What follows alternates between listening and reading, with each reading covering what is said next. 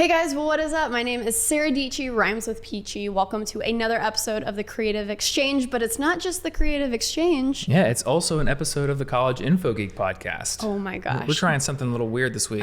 Most epic podcast collab ever. That's true. They did say that Infinity War was the most ambitious crossover event in history. Did they know about this? They did not know about this. I'm so excited. Yeah, I know. We had plans in the works before Infinity War, actually. I've been planning this since 2007. So. Yeah, basically before I started YouTubing. I started in 2011. When did you start? YouTubing was 2014 for reals. Okay, I've had my channel since 2006. Dang. I've deleted basically every video since then. Oh yeah, I have so much unlisted stuff. Though, I don't know if you know Pat Flynn from Smart Passive Income at all. I was just on his podcast and he really wanted to post one of my old videos. So I sent him just this really old video of my brother and I doing ninja fighting. And it's in the show notes for our podcast episode. That's such a good reminder that you have to start somewhere. You do, yeah. You know, you truly do. So for the people at the Creative Exchange who might not know you, what do you do on YouTube? I guess the easiest way to say it is I help students be better students. And I also just help people be more productive in general. Productivity hacks. I've come across your videos so many times without actually knowing that you're the same person. Really? And then just change the hair too much every time. And then I think, you know, by the fourth or fifth one, I'm like, oh, this is the same dude. Subscribe. But it helps so much because I think there's so many ways that you can hack your life. Yeah.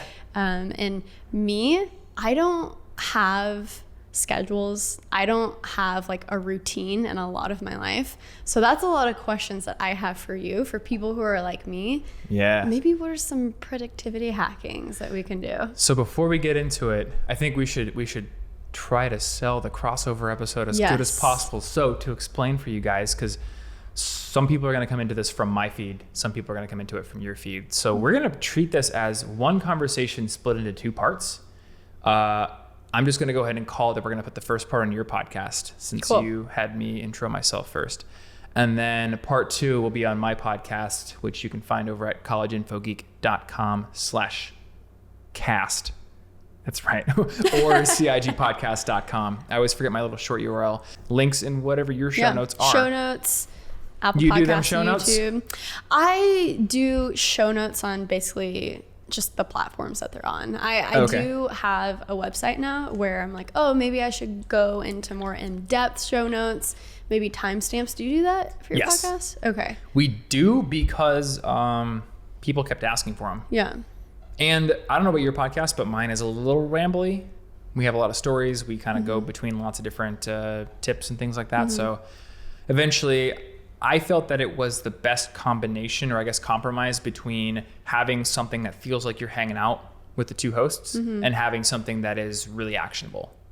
We didn't want to kill it and just make it like 15 minutes of like, here's 10 tips and bye.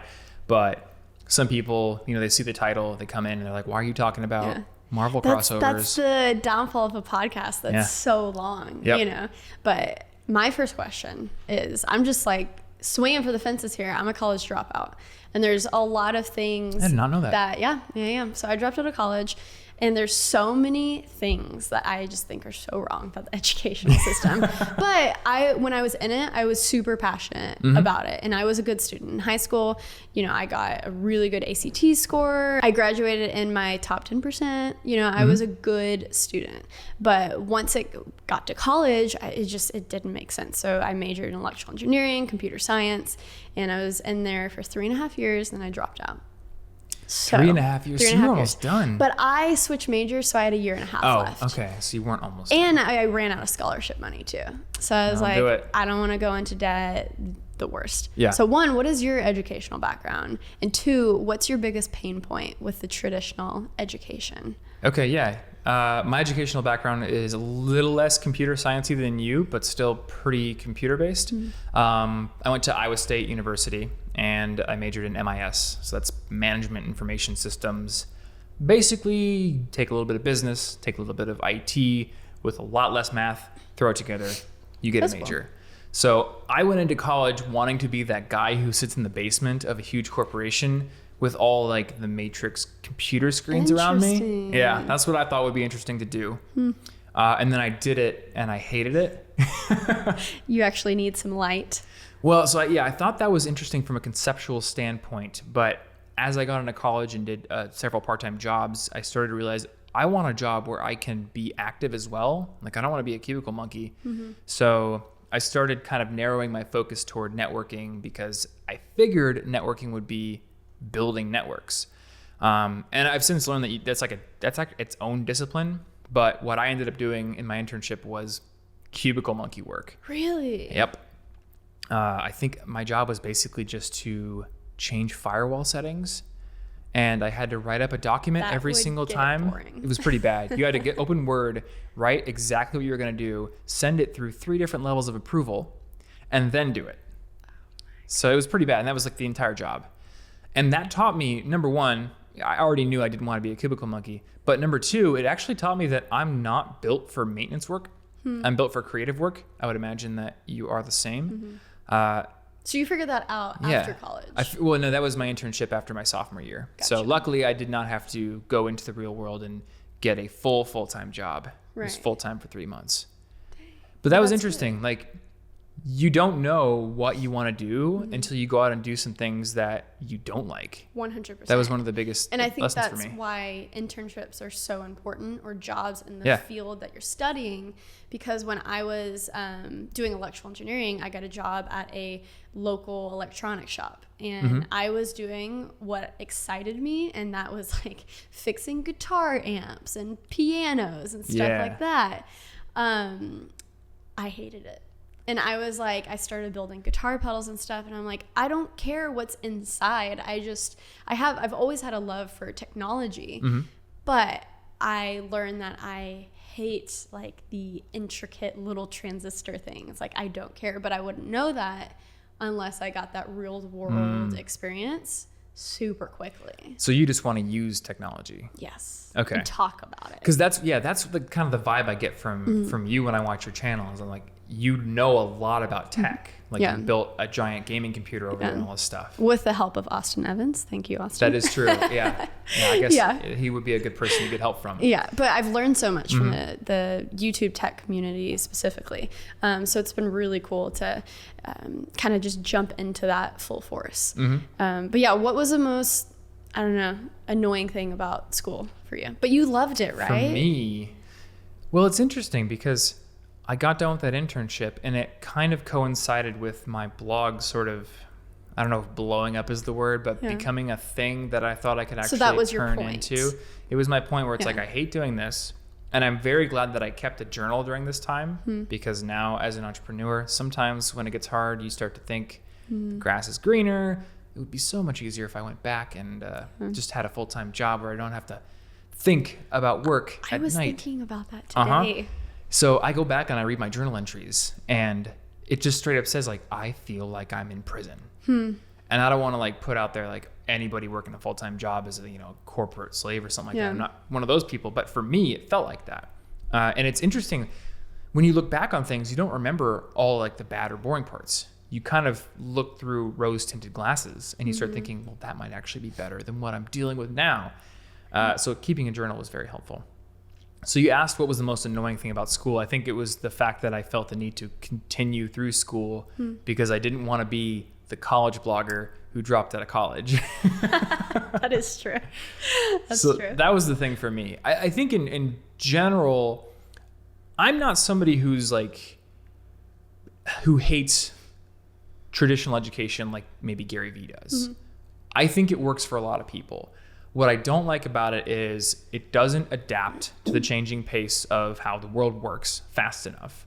A lot of times it kind of exists to protect its own interests, and it often does not emphasize real world experience. I remember going into a senior level MIS class, so 3 years into the college experience, and the first day of class, the professor says, all right, we're going to go around the room, do that thing where everyone raises their hand up, says their name. I want you to tell your name, your major, and how much IT experience you have. And at this time, I had, I think, 3 on-campus jobs, removing viruses from computers, building websites, fixing people's computers. I had done my corporate internship, and I'd run a freelance business. So I had to list all that off. No big deal. No big deal, And it's kind of funny, you go into college thinking that everyone is going to be super competitive, and if you don't like basically sprint on the treadmill, you're going to get left behind. That was a wake-up call because 90% of the class said no experience. As seniors. You're going to, I think no matter if you're in college or you just have a job, you're going to get out as much as you put into it. And that's proof. Yep. Man. So the way I view college is just a more concentrated bundle of opportunities professionally and in terms of educational development. And what we're seeing now is the internet is basically bringing that concentration everywhere. So every single day it gets less and less useful from that standpoint. There's still definitely a lot of value in the local physical things, but there's so much you can learn anywhere. Khan Academy, brilliant, Skillshare, Khan YouTube, Academy whatever it helped me is. So much. Yeah, it's just insane. Like, yeah. I actually, you ever heard of Code Academy? Yes. It's a great website for learning everything but like PHP, actually. And my best friend went into a senior MIS class, and one of the projects in paid for college was to go complete a Code Academy assignment.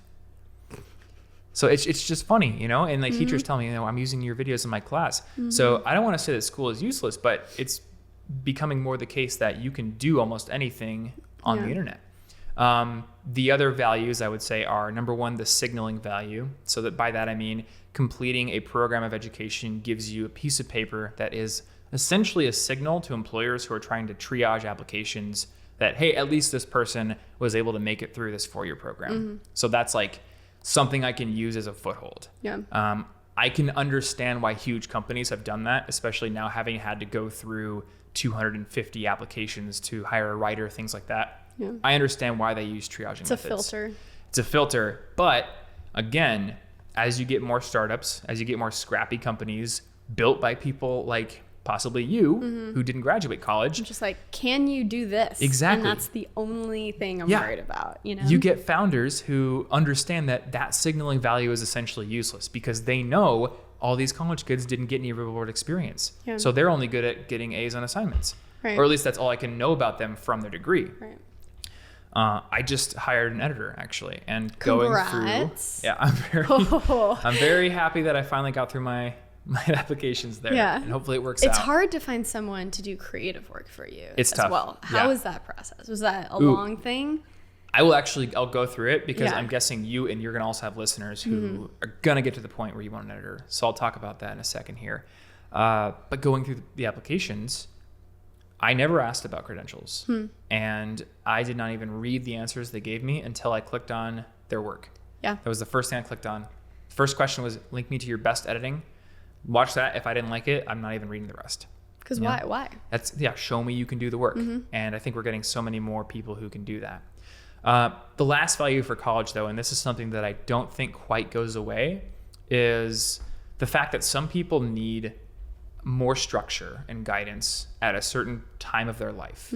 That's why some people do so well in the military. My mom was, she wasn't doing well when she was in high school, partly because of a bad family life. And then she went into the Air Force and she excelled because they gave her structure, they told her what to do, and she just got full marks on everything. Yeah. Some people do really well with that at a younger stage in their lives. I view college as sort of like an in-between where it's not like get up at 7, ROTC roll call lineup, drop down, give me 50, Gomer Pyle. But it is a curriculum. Yeah. And you've got a schedule. And then some people are that autodidactic type who can go out and just create a career for themselves. And I would say that you and I are both like that. So for the people who are still in that middle category, something like college does make sense if they can afford it. That's the other thing. It's very expensive. Holy cow. So, community college, guys. Yeah. Actually, I read some research a while ago showing that on average, community college, like people who do 2 years and then transfer, they make more money coming out of school than people who did the 4-year degrees. Interesting. And they have less debt. Yeah. And I think it's because community college has a technical focus a lot of the time. So, and I feel like because they aren't these behemoth institutions, they're able to be more flexible with curriculum and be more flexible with, what does a specific student need? Yeah. I don't know. Well, but exactly. I'm also the person that's just has this chip on my shoulder because I found myself as a third-year computer science major person. with classes that, I mean, 3 years of a computer science major, and I couldn't write a program from start to finish that actually did real world stuff. I could build you a pyramid of asterisks. Yep. And like, see, I could do that, like, no problem. That's pretty useful. Actually, I need some asterisk pyramids for my office. Right? Okay, well, I got you.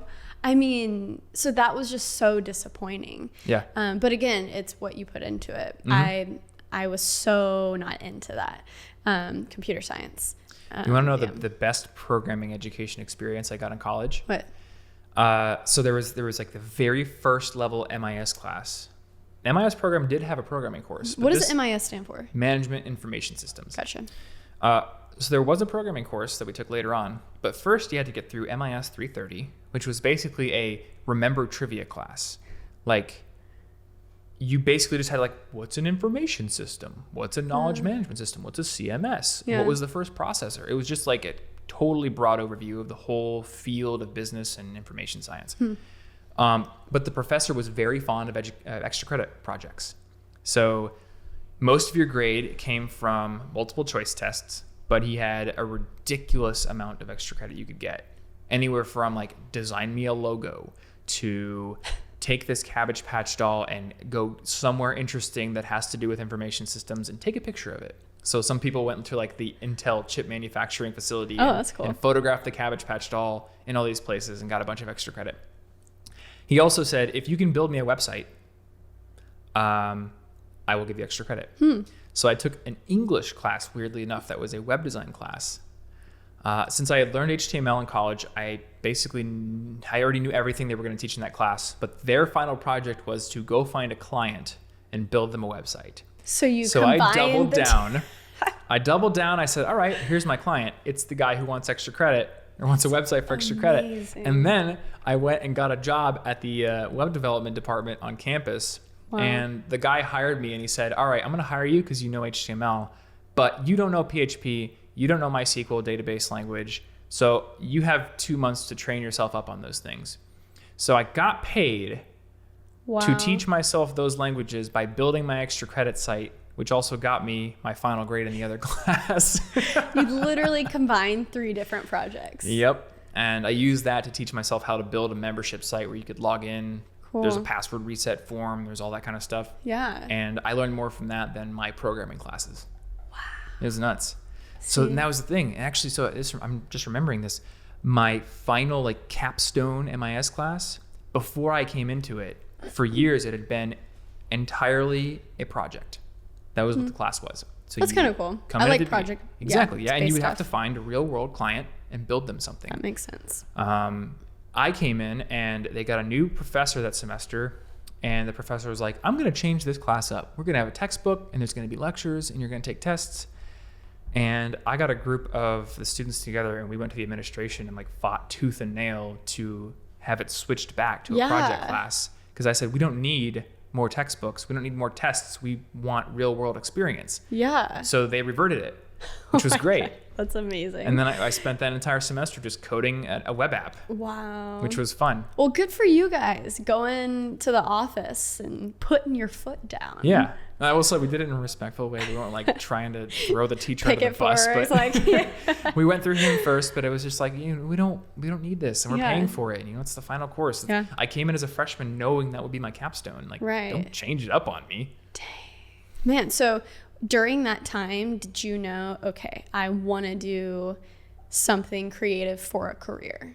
That was my capstone course, so yes. I was kind of in the middle though. Mm-hmm. So I think that would have been... Because your YouTube channel was going during that, No, that right? was... I started my YouTube channel in earnest in 2014. Okay. Like September 2014, I think, was my first like real video. Cool. And I graduated May 2013. Gotcha. So I had a whole year and a half of just being a blogger and a podcaster. Okay. And not a very good one at that. Like I graduated college and I didn't have good productive habits in place. Mm-hmm. So I just sort of like blogged when I felt like it and then just played Magic the Gathering. or like went on bike rides. That's amazing. So when did the like productivity hacks. This is how you should do this. You should drink this much water. Your schedule should be this. When did all of that structure come into your life? Was it as you were making these videos? You were kind of like learning along with the audience? Well, I think it started when I started the blog in 2010. So that was after freshman year. And that was a project because I got rejected from another blog. There was like this big college hacks blog called Hack College. Pretty creative name. And guys, by the way, for the people who are like 12 out there, there's this thing called a blog with a B, where it was just text. Weird. It's just words and pictures. Yeah. Where's the videos? I don't know. Yeah. There's sometimes GIFs, I guess. Yes, exactly. Are you a GIF or a GIF person? I'm a GIF person. So you're wrong. Oh, man, this just got really awkward. So you got rejected. Yep. They were one of those blogs that was a for students by students kind of thing. So my freshman year, they had to kick out their founders. And they said, all right, well, we have a new class of editors and we need a new class of writers. So apply. And I spent all night writing this post that I thought was amazing. It was like 5 time management hacks or something like that. And I sent them my LinkedIn. I was like, resumes are outdated, guys. Here's my LinkedIn. It's so optimized. And they didn't accept me. No. I don't know why. But I had spent so much time on the article, I just didn't want it to go to waste. So I just Googled, how do I make a blog? That was the beginning. Yep. I figured out, I've got web hosting. Let's just throw WordPress on it. Yeah. How exciting. Yep. And so what was that first YouTube video that you were like, oh, this is a thing? So the YouTube was actually pretty interesting. So that was, I guess, it was 4 years of just blogging and podcasting. YouTube became a thing because I have friends at a company called Fizzle who make video courses for content creators. Like that's their business basically. Okay. And they also had a blog, which I was a big religious follower of, and a podcast. And one day I saw them post a snippet from their video course on productivity as a blog post. And they said, hey guys, we're just going to try doing some video content on the blog as like a sort of way to shake things up. And I said, I'm going to do that. Yeah. That seems like an easy way to get into video, just as like a way to make my blog content more diverse. So it wasn't really me trying to become a YouTuber. It was just me making a video for my blog and using YouTube as a hosting service. But I liked the process. And so that got me started watching a bunch of YouTubers. And I came in at the game reviewer space. So I was following people like John Tron and Peanut Butter Gamer and Cat Icarus, people like them. So a lot of my early videos actually look like theirs, but it's just for like productivity hacks. Yeah. And I think it was my 7th video that kind of hit it big, got posted to Reddit. And that was like, Reddit. I'm a YouTuber now. Wow. What was the title? I lean into this. I don't feel like it is a mindset for amateurs. And there's a funny story behind that video because I had put myself on a strict once per week video schedule. And I will tell you like how strict it was in a second because there was money on the line. Oh no. And I had planned this big video on the 80-20 principle or the Pareto principle. But my script was just crap. And it was Friday, and that was supposed to be posting day. And I'm like, there's no way I can film this video. So I was like, I just really don't feel like posting this week. And then that was like the light bulb. Because I was like, wait a minute, just because I don't feel like it doesn't mean I don't have to do it. Like I can still do it. So I just made a video on that idea. It's just like when you don't feel like it, that doesn't limit your choices. Like it's not like something is physically preventing you. Yeah, it's usually those things that there's something inside of you that's like, don't post it. Like my first video that went crazy viral of Casey Neistat. I almost didn't post that because I hated the lighting in the first shot and I thought I looked terrible in it. You know the funny, I never noticed the lighting. Yeah. Because that's how I found you, was the Casey video. Yeah. And it's like, oh my gosh, what if I didn't post that just because of a physical insecurity? That's so silly. I think it's so important to have that structure around you too that helps you just put the foot down, post it. Yeah. Post it, make it, create it, do whatever you need to do. Were you, how long were you YouTubing before that video? Because I forgot when that came out. I posted, so that came out in 2015, like February 2015. 2015, yeah. And I posted my first video ever, September of 2011. It was it was like a guitar pedal review type thing. And then I didn't get consistent until 2013, 2014. Okay. So there was a solid 2 years before that where I was kind of like posting one video every other week. But that's still pretty consistent. Yeah. So you went 2 years before really kind of getting your break. Yeah. And it was a lot of, I mean, there were months where I would only post one video, but it was really figuring out what was my style. And so I would do like random travel videos or, okay, let's road trip up to Nashville with my friends. Or I like went to Greece, made a recap video of that. So it was really just kind of figuring out what my YouTube channel was, but at that time I wasn't worried about branding. I was just like, I love making videos, and YouTube, I can post it for free here, and oh look, 300 views, what? Yep. And that's what YouTube was for me up until really 2015 when I saw people making a career out of being a YouTuber. Like, what? And I knew of Casey's stuff when freaking like Gizmodo posted a studio tour of his office. Yeah. And that was, I can't remember how long ago that was, but I remember subscribing to his channel when he had 100,000 subscribers. Yeah, he was pretty small back then, wasn't he? Yeah. And so watching what he was doing, I was just like, what? And then he started a daily vlog, and I was like, what is a daily vlog? So yeah, it was an interesting time. I think I have to remind myself really how young actually this whole YouTube as a career thing is. It's so small. Yeah. And the thing that I've been thinking about really recently is the crazy revelation that I have been in business for 8 years, but there has never been a time in the history of my business that we have not been in a period of economic expansion. Like all of YouTube, all of social media, all of it all has never had to weather a recession. So I'm just like, what happens when that hits? Yeah, which is so I feel like I'm reading so many blogs and so many things about that, how it has just been, you know, going on the way up, everything on the way up for the past, what, 10 years now? Yeah. And it's so weird for people to be in a mindset of like waiting just for collapse. Yeah. It's so strange. It's nuts, isn't it? You know? Oh my gosh, wait, you tweeted an article that I read actually about it. Didn't you tweet about this recently? So I did a whole thread on it. I don't know if you saw the thread. Yeah. But if you did, I clicked on a article. So you probably saw the article that we did on Listen Money Matters. Yes. We did a whole podcast about what Andrew called an opportunity fund, which is basically a cash fund that won't be affected by a market crash because it's cash. And then if you find yourself flush with cash when everyone else is in the dumps, like that's when you buy some real estate. Cheap, right? Yeah. But then at the same time, you don't want your money to decrease with inflation. Exactly. So it's like I guess that's part of the game. Every time I go and deposit a check, my bank people, because it's mostly an investment bank, they just like stare at me in judgment because every time they say everything's in cash, like, don't you want to move? And I'm like, I'm overwhelmed. I don't know what to do yet. But I guess the move is put it in an index fund. That's, I don't know why it's so paralyzing to me, just because I don't know everything. I feel like I need to know everything before I do anything.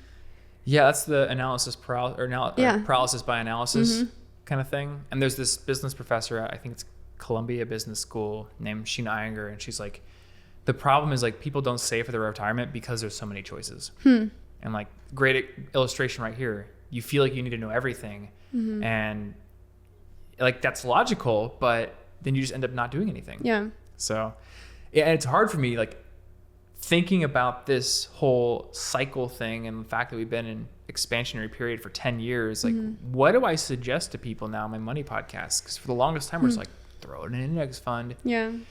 And I don't know, like, I guess if you left it in there, the economy will probably bounce back. Yeah. So like losses are only losses if you sell. And it's very weird that, you know, I live on a coast and I'm from Texas. And so I understand the middle America mentality. But I've also been living in New York for 2.5 years. So it's a weird juxtaposition, right? And I think the economy has a big, I feel like it's very involved with just people's mindsets. Do they like who's in office, what's going on, blah, blah, blah. So on the coast, it's like World War III. Everything is hitting the fan. It's awful. And like some things are very terrible. I mean, if you have a Twitter feed, it's just like chaos every day. Yep. But then middle America, I think, feels very safe right now. And they feel very just like good, you know, and they hear Trump every day saying, you know, best economy, blah, blah, blah, blah, blah. So it's weird because I feel like half the country is like, this is the best time ever, yay money. But then the other half of the people are like, chaos. Yeah. So it's like what determines economic success, you know, with a country as a whole? I don't know. Yeah, I don't know either. That goes beyond my expertise. I know. So that's why I was very careful to only say like, here's what I'm doing in that thread. Because you don't want to get caught for like, I don't know. But I don't want to tell people what to do with their money. Right. Like I'll say like, I think that this is a good idea in general. Right. But, and like, if people ever ask like, what do I invest in? I'll be like, I'm invested in these things. Mm-hmm. Because I'm not a financial advisor. Yeah. Were you into, or are you into crypto stuff? I got really into it last year. And actually I still have Bitcoin. Yeah. Oh, same. So my theory with that is I never put in more than I could afford to lose. Mm-hmm. So, and I think I went in at like 7K. Yeah. It went up to 19. I was like, well, that's not interesting to me. Yeah. If I sell now, I double my money. Not interesting. And now it's down to what, like 5 or 6? Yeah. So 6. I would sell at a loss. But I'm like, it can go to 0. It will not affect me. Mm-hmm. I will make more money. I can work harder. Yeah. It could go to double what it is now. I still wouldn't sell. It's not interesting. I'm only going to sell if it like goes to the moon and I get my Lambo. Otherwise, your Bitcoin Lambo. Yeah. And I was more interested in the tech. Mm-hmm. I went and read the white paper and I can't even say the guy's name, Andreas Antonopoulos. Mm-hmm. I think I read his book. Mm-hmm. So I know how the protocol works, and that was more fascinating to me than the actual like get rich thing. Mm-hmm. So I was more just like, let's just put some in there and see what happens. Exactly. And what happened is pretty much what I thought would happen. You know, your typical, what do they call that? Your bubble. Bubble. Yep. Yeah. So when your grandma is buying Bitcoin, that's called a bubble. Yep. But I think that's what a lot of people are saying is, because it has settled down, this is when it's time to get to work. People aren't screaming about the price, but okay, let's actually see how this technology can be implemented. Exactly. Yeah. We have the same thing with the internet, 10 years, right? Though. Yeah. So it remains to be seen, number one, if blockchain is going to take hold in a way that is accessible to the average person. Mm-hmm. And it also remains to see if the specific implementation of blockchain, which is Bitcoin, actually remains popular, or if it gets passed up by something better. Who knows? Who knows? But the internet itself did pretty well. Yeah. But then again, a lot of people I don't think the internet was a fad. No, but a lot of the people who lost money in 2000, had they stayed into whatever companies they were in, they're still at a loss. Exactly. Because like all those AOL was the coolest, hippest company ever in 2000. Mm-hmm. But wow, has that gone through a lot of iterations. Yeah. So. And I remember reading like the Amazon book and the Elon Musk biography, and I think both of them mentioned companies that just had ridiculous valuations before the year 2000 with really no business model in place. And sound people familiar? Were going into it. A lot of crypto companies. Yeah. A lot of these ICOs happening. We're YouTube, but crypto. Yeah. What does that mean? Exactly. people will pay tokens to watch your videos. Yeah. I thought that was the stupidest idea ever. Because like YouTube thrives on people just binge watching stupid things they know they're not supposed to be watching. Mm-hmm. And then hopefully they watch my video at some point. You know? Exactly. But it's like, sometimes I catch myself like, why am I watching this like, don't hug me, I'm scared for the 15th time? Mm-hmm. No one would do that. Cat videos. Yeah. No one would watch the instant regret memes playlist for 6 hours if they had to pay per video. And I think when it comes to these different video platforms, because YouTube is always in the center of drama, like always, because they're always changing things up, blah, blah, blah, blah.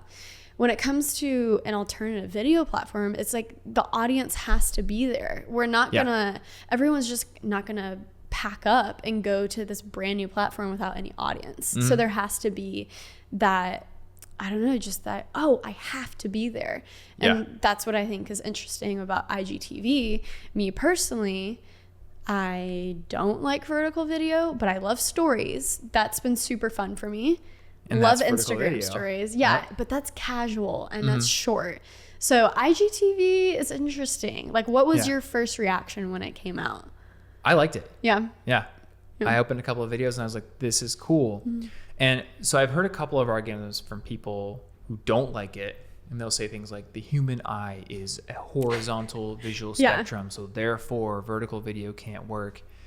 And I'm like, look, I was just at a bar in San Diego and they have like the Chive TV on there and it's all just vertical video clips that people have taken with their phones. And I was just like sitting there enamored. What is the Chive TV? What is that? So the Chive is like a website that's like half a bunch of like really scantily clad women and then half like just viral videos. So like America's Funniest Home Videos meets like Maxim magazine, I guess. I think Bill Murray owns it. Okay, it makes sense that it's in bars. Yeah, well, so it's specifically a TV channel that is marketed towards bars and businesses. Gotcha. So like, I guess you could subscribe to it as a casual viewer, but they don't market it towards like a consumer audience. They market it as like, hey, if you have a haircutting place or a bar, like we just play nothing but viral videos all day long. Gotcha.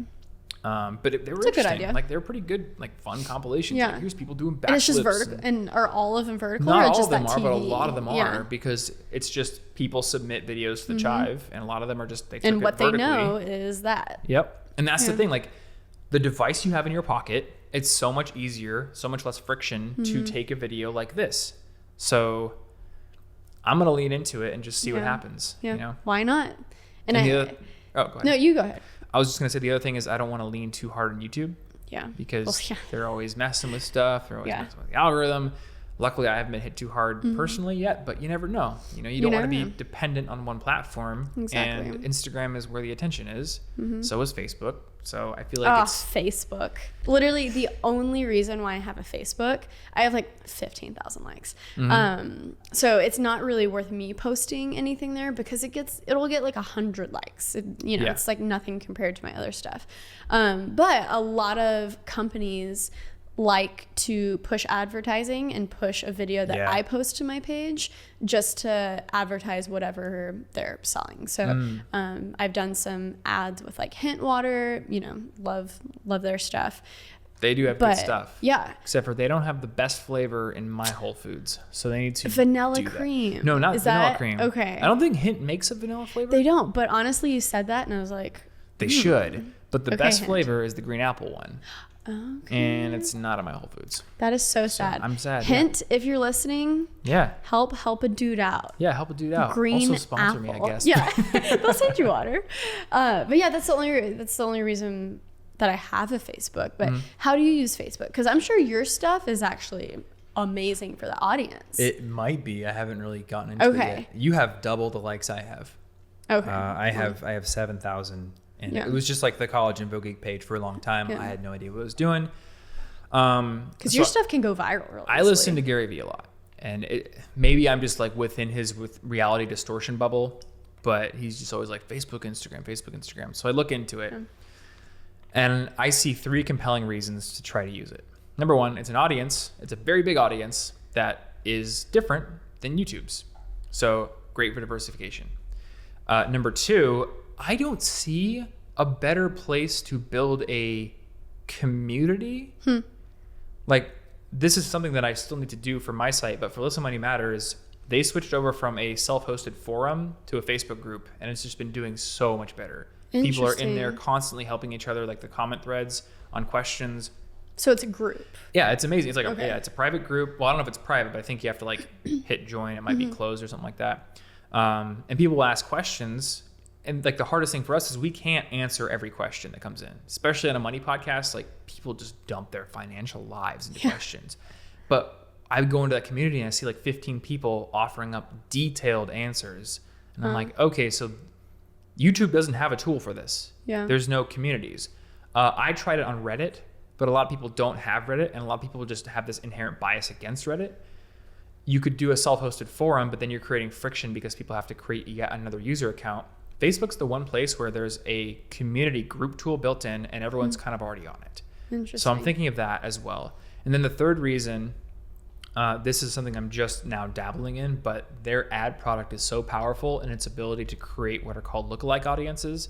So you can take things like your website traffic, or you can take things like, who downloaded this book that you wrote or something. And then you can tell Facebook, go make me an audience that looks like those people. And that can just be very powerful for ad targeting.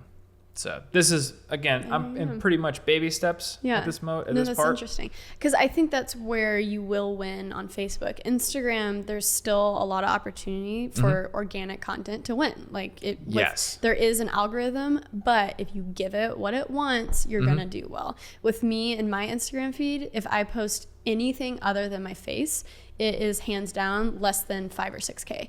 Really?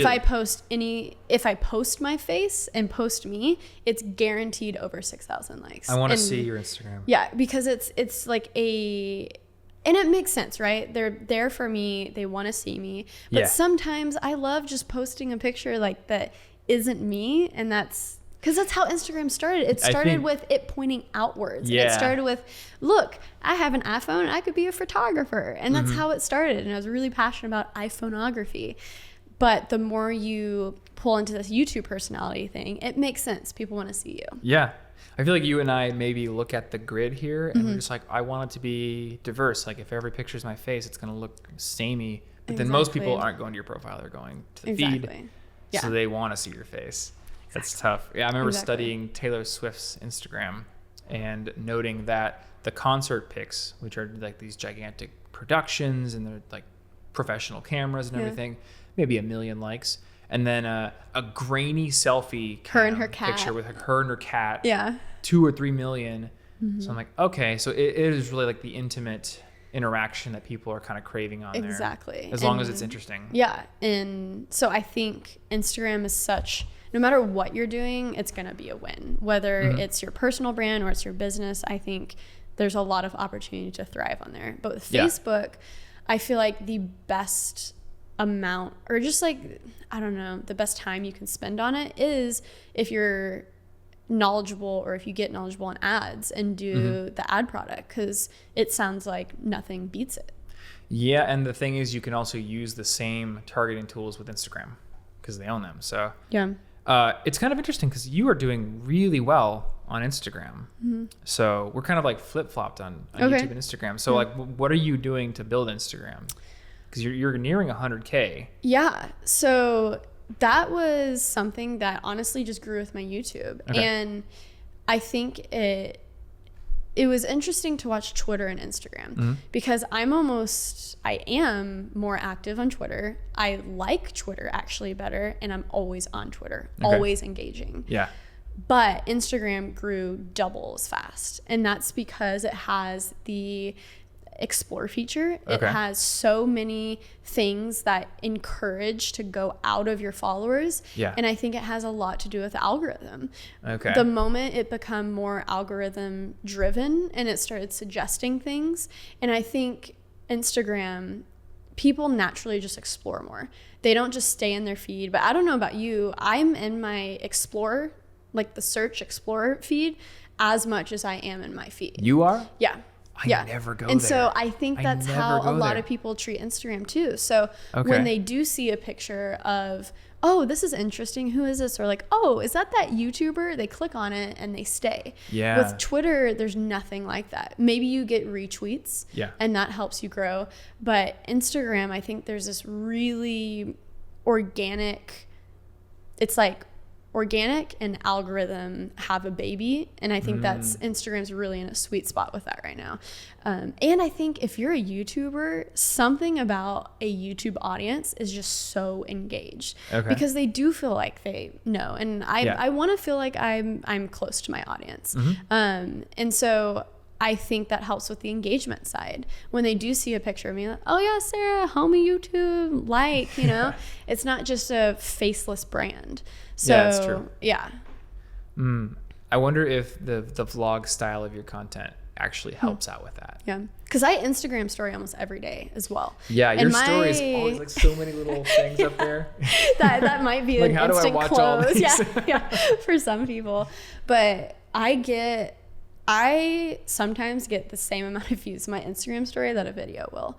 Really? Yeah, which is really strange. Yeah. And that's why, for me, IGTV is actually, it's exciting, but it actually has me like...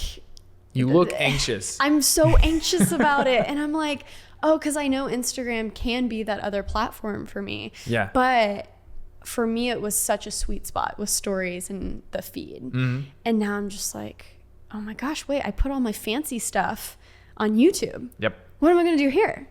So. Yeah. I don't know. I think it is a place to experiment. Yeah. And I think that's something we lose when our channels get big. At least that's so true. Because you feel like you're in a corner. Exactly, right? Especially when you work with brands and then you have an audience expecting a lot of things. If you just put something out there that's totally out of left field, maybe it'll do well. More often than not, it's like your audience didn't want that, so the algorithm's just gonna squash it down. Yeah, that happened to me. The video I posted yesterday, I didn't have a title thumbnail for it, and it's such a shame because it's one of my favorite videos I've put out there, and just no views. And that sucks. And so YouTube is almost becoming this, almost just it's turned into just a business, which not really. I still love making YouTube videos. I love you guys so much. I'm passionate about the stuff I'm making. However, when I post a video that I'm stoked on, but it doesn't do well, that triggers something in my brain. Yeah. That's like, I can't post that anymore. Yeah. It's tough. It's sad. I have considered building like CSS things into Chrome to block all stats, just as like as a way to combat that. Yeah. And I don't know how smart that is because like as a business owner, you do kind of have to be analytical and pay attention to what does well, but there's a constant battle between that and creativity. And the ironic thing is if you're always over here, you're eventually going to burn yourself out, or you're not going to innovate and someone's going to pass you up. Exactly. So it's like long-term business success is actually aligned with creativity. And then sometimes short-term business success isn't. So you have to find that sweet spot, right? And yeah. I ran myself out when I was doing daily vlogging. So I think I have recently found that sweet spot, and I found that by posting less. And that really helped me and allowed me to actually figure out, oh my gosh, this is the type of video I love to make. So let's figure out what my audience expects and what YouTube algorithm expects and meet those two in the middle. But every now and then you get lazy and you're like, oh, it's a good video, but I don't have title thumbnails. So you post it and then you rethink everything. So yeah. So I think you're in a position that's similar to mine, where you are doing a lot of content on Instagram, you're doing a lot of content on YouTube, and you're also running a podcast. I don't know if you're running a team as well or anything like that, but you've got a lot going on nonetheless. I feel like I have constructed this life for myself where it is impossible to focus on one thing for more than like a couple of hours. And I don't know, do you feel like you're in the same position now? Somewhat. So the only thing that I can sit down and really grind at for 6 hours is if it's an edit that I'm excited about. Excited about editing. Because when I was in college and video was my escape, I would sit there for almost like 10 hours at a time and just edit videos. And so now though that my schedule has so many more meetings, so many more phone calls, so many this and that. Oh, I have a podcast now. I got to worry about that. Yeah. It's really weird because now I don't have these big chunks of time to edit. And I'm sure you've read that Y Combinator article talking about like the manager schedule versus the creator schedule. Yeah. And it's really weird to see my schedule shift almost towards like a management schedule of like taking phone calls, doing 30-minute tasks. And I'm like, oh, that's so not me. Yep. That's so not me. I am the creative. I am the creator. So now... But there's no one there to do it. Exactly. Right? So now I'm really trying to figure out what tasks can I absolutely delegate. And I have this dream of like hiring my mom as my first like full-time employee. Okay. So I've been having a little bit of editing help for the stuff that isn't like dear close to my heart. So if I have a video like what's on my iPhone, it doesn't require too much. I'm like, okay, hey, that's what I can let that go. Yeah. Oh, nice. Yep. I'm like, I'm not sentimental about that. I can let that go to an editor. It's the thing people want, but you're like, it's not my baby. Exactly. Something else is. So I've been good about that. I still need to perfect that. And I'm still curious about how that process of hiring your editor was. Okay. So that's something I'm trying to still perfect. But there's so many things in my life that I've kind of identified that I absolutely do not need to do these in regards to just silly things like filing, putting receipts into an app for expenses. Yeah. Something that's so easy, but I never do it. And email, finances, so many things that I actually do not need to be there for. Yeah. But who can I trust? And it's Yeah. like, my mom has my best interest ever. Yeah, I'm that's on true. the phone with her like an hour a day, either excited or complaining about something in the YouTube sphere. So she's very knowledgeable. So yeah, that's kind of my dream right now, is to hire my mom. And I think I can afford it, but it's in a place where I need to sit down and add structure around it, or it's going to fail. Yep. Because that's what you have to do with employees. And I'm not used to that. I don't yet have any actual employees yet. I've got freelancers, but that's the next step, and that's a little scary. I mean, was it scary to get editing help? Yeah.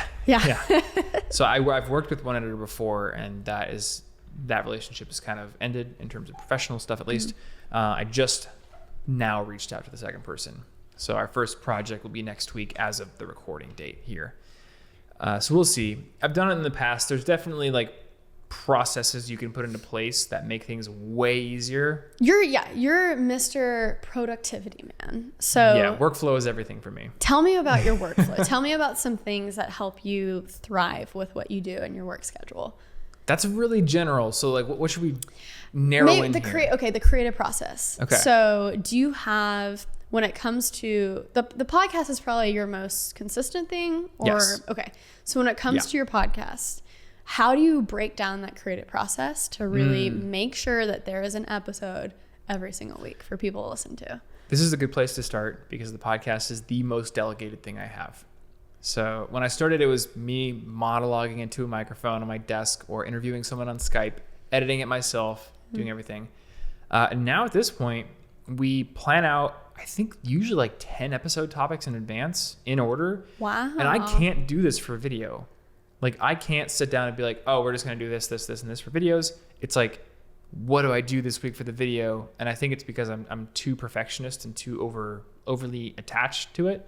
But the podcast, I'm not attached, and I feel like it's a strength sometimes. So Martin being my co-host and basically business partner and best friend, we'll sit down, we plan out 10 episodes, and we use an app called Notion to... Have you used Evernote? Yes. Before? So Notion's like Evernote 2.0. Okay. That's what I like to say. And our audience here won't be able to see the app, but if it loads, I can actually show you the interface here. We will plan out our podcast episodes, which will be in So it's basically that a content notes app folder. on steroids. It's Notes app, but it can also do Airtable style databases. What does that mean? It is like Excel, but on steroids. Okay. So like an Excel is a spreadsheet, right? Yeah. But with Airtable and with the database plugin here in Notion, it's like that, except for every row in your table is also a database entry that links to its own document. So we just plan out all of our episodes, and I can go into it, and I can use a template to create a notes area and a sponsor area. Wow. So that's ready to go. There's tags, so like publish days there, sponsors there, all that kind of stuff. We will record in batches, so probably 4 episodes a month. We try to do them all in one day if we can. Wow. Yep. We have to basically destroy my room to set up all the 3 cameras and the lights and everything. That's why we batch, because we don't have a permanent space yet for podcasting. Right. And then once that's done, it's basically out of my hands. My girlfriend does the editing. We cut nothing, but she switches the camera angles. I'm sure you're used to doing that. And then she uploads it. Martin does all the show notes. Amazing. We have a guy in Portugal who volunteered to do the timestamps. So, well, I guess I'm paying him. Yeah. So he volunteered to get paid. Yeah. But he takes it. He does the. He'll pull like links that we mentioned and hyperlink those, and then he'll do the timestamps. And then Martin will go upload it to Simplecast, get it ready on YouTube, and schedule Shout it. out to Simplecast. Yeah. Brad. You use them too? Yeah. They're a great company. So the CEO of Simplecast was one of my mentors during the Adobe Creative Residency. Oh, okay. Super random. That's cool. But yeah, Simplecast is super helpful. Yeah, they're a great company. Yeah, they make things really easy. Yeah. That's awesome though. So you definitely have structure. You have people helping you out. And I think that's the biggest advantage is you're not creatively so attached to it. Yeah. That's the thing that I think creatives struggle with is when it's your baby, when it's your art, how do you get people to help you with it? That's blasphemy. Yeah, you know? you think So I'm going to share one of the best pieces of advice I ever received about creative work. And this comes from my friend Charlie, who runs the Charisma on Command channel. What he told me is like, you have to figure out what is your art and what's your ego. Ooh. So when you are making everything in the beginning, like you're doing everything right, but not everything is like your special sauce. Mm-hmm. Some of it is like things you have to do to make it happen, but you could easily outsource those things and the quality wouldn't go down. Maybe it does at first because you're training somebody, but once they kind of get your process down, they will be able to do as good or better than you do.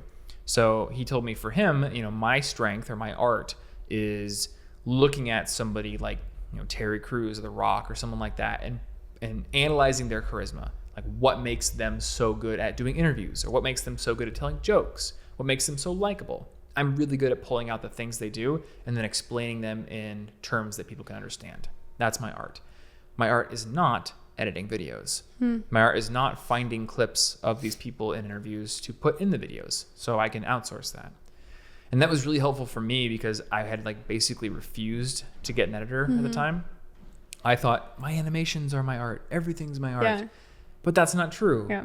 My art is being able to explain productivity well. That's pretty much it. And I think I'm a decent speaker. I'm an okay editor too. You are. I'm pretty sure you haven't said once. That's my downfall. I bet you But I try to every time I say or like, I just like, oh no. I wish I could wear like a shock collar. Every time I said just like, oh. There have definitely been episodes, even probably in the recent past, where I rely heavily on those vocal crutches and I'll listen back to them. Can you listen to your podcasts yourself? Okay. I know people who just can't listen to their own voice. I don't ever really listen to the entire one, but when it's like a fun guest, or recently I did a podcast with like all of my friends in New York, that was fun for me. So if it's fun, you'll do it. Yeah. That's exactly where I am. Yeah. If I do, and I'll listen to this one again, but with my money podcast in particular, if we edit or if we record, if we interview a guest who's just like an expert or the CEO of a company, I'm not going to listen to that episode again. It's good information, but and you got it the first time. It isn't fun hangout time with Andrew. Yeah. But I do listen to almost every single one of the College Info Geek episodes because that show is me hanging out with Martin. And it's fun. And if we do a solo episode on LMM, that's me hanging out with Andrew. That feels like hanging out with friends. So I'm going to listen back to that. Doing a podcast is probably the best exercise to get better at speaking. It is. Yeah, because there's the least amount of friction to putting something out there that is a finished product. I think you could speak into a mirror. Yeah. And that would be less friction, but there's no feedback there. No one's going to see it and tell you what you did wrong, and you can't look back at it. So I feel like a podcast, there's no worrying about what you look like. There's no worrying about lighting. None of that. Unless you're posting on YouTube. Unless you're posting on YouTube. We have to make it complicated, right? Yeah. I just said Oh, there we go. All right, guys. Thank you for tuning in. I bet you I've said it before in this podcast. But with a podcast, all you got to do is talk. Exactly. If you have a decent mic here, you don't even have to worry about the recording environment. So 5 years of podcasting experience really does pay off. And I feel like that was a logical progression for me. It was podcasting, then YouTube, then speaking. And now I can get on a stage and feel very little anxiety to speak. And it's me leaning on all that experience. So I would say people should start a podcast just to become a better speaker. Exactly. It's huge. It's way more practice than a public speaking course. Public speaking is something that used to make me very nervous. But yeah. I think I'm good with it now. I haven't done a lot of public speaking, but when I was a resident, we did a lot of talks, and that really helped me kind of get out whatever is necessary to be nervous. And the point where I was like, okay, I could do this was when I gave a talk at South by Southwest, and it was like a room of 400 people. Cool. Yeah, and it was a huge room, and it was so nerve-wracking to look out into the crowd. But for me, the moment I start talking, all of the nerves go away. You're in it. Yep. I think it's just the beginning stages where you're like, oh. That's absolutely what it was. It was the same for me in high school with wrestling. I was shaking, nervous before a match, and then you get into it, and now you're engaged. You're no longer thinking about what's coming up. You're no longer thinking about the audience. You're just thinking about this guy's going to win if I don't work hard. Same with speaking. Super nervous getting up there. And then once you launch into it, you're just in it. Yeah. You're performing. And I think that anxiety, like a little bit of anxiety actually helps. No anxiety would mean apathy. And apathy does not lend itself well to a good performance. So you have to feel a little bit nervous. Yeah. Does an app steer your day? Do you have a to-do list that you're like, this is what I'm going to do today, and nothing else can come in the way? I won't say I'm perfect on that. So in terms of apps, I use Asana as our sort of home base to-do app. But then I will take what I have to do and make a checklist on a whiteboard, usually. Or if I'm traveling. Still a very physical writer. So I'll have like a little moleskin notebook where I put stuff. But I figured out a app. I think it's just called To Do or Things. Oh, it's called Things. Yep. And I'm really enjoying that Is one. Things Mac only? It is, which is so strange. So I only have it on my iPhone. So they make you pay by platform, which is kind of crazy. Oh, they're on that model. Exactly. So if you have a Mac, an iPad, and an iPhone, you're going to have to buy it every single time for those platforms. It's just one-time purchase, right? Or is it a subscription? Yes, it's a one-time purchase, which is nice. So that's nice. Everything is subscription nowadays, I feel like. I subscribe to Asana and Slack and Todoist and Notion and Evernote. Yeah. I love Apple Notes all of a sudden. Really? So I saw you tweet. Oh my God, I use it all the time. So I used to, it wasn't Evernote, but it was a fancy note app. And it got to the point where I really wasn't using the features that it hypes up a lot. And so I just went back to Apple Notes. And I don't know, it's just so easy and it works. It is easy. Yeah, I enjoy it. I like Drafts. Okay. And that's one that has these really nice workflows for automatically getting your notes into a more organized system. The only reason I don't use Apple Notes is that I have a PC as well. Yes. Which I guess if you're going to start using that bigger PC, you're going to have to figure out. So I've actually been using the PC a lot, and you can just open up notes on your iCloud. So there's a web-based version. So you can literally just log into iCloud on Chrome, whatever you use, and you have notes. Is it still the same interface? Yes. Yeah. Okay. So you're not having to open up files and things like that. Exactly. So it's nice. That's why I don't like to use Google Docs for a note-taking system. Okay. Well, I use Google Docs, but not for casual notes. We used to use it for video scripts. Interesting. We thought that was the best way to do it because you can do the collaborative editing and you can add comments. We're not using Notion for that. So why not Google Docs? What I don't like is the visual separation between your file system and your editing area. And I think this is because my brain was just trained on Evernote, but I really like having that list of notes and then the note you're currently working on. So I can easily pop over to a different note if I want to. I don't like having a document open and then having to go back to another tab to find other files. Gotcha. So Notion does the exact same thing. It doesn't work quite the same as Evernote, but it works close enough that I can basically work in it pretty well. Okay. And Notion's got that markdown. So very nice. I don't know. Do you Notion? Markdown?